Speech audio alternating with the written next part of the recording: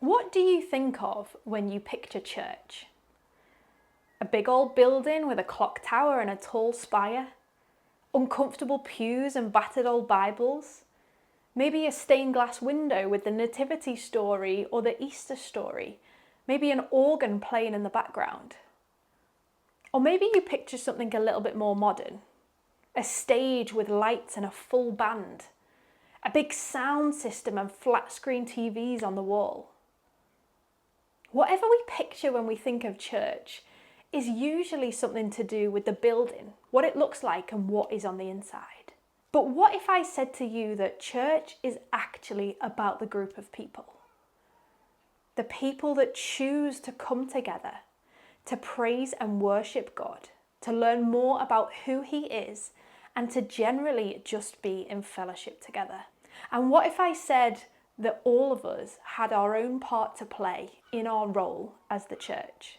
In 1 Corinthians 12, Paul is writing a letter to one of the churches, and he explains to them what it means to live together and to serve one another as the church. And he compares it to the different parts of our body. Paul explains how every part of the human body has an individual purpose, and they all work together in order for our human bodies to function as one. If our whole body was an eye, for example, we'd be able to see, but do literally nothing else.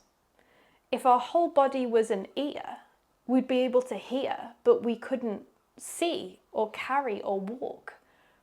If our whole body was a foot, maybe, we could possibly just hop about a bit, but we couldn't speak or listen or see. And you get the gist.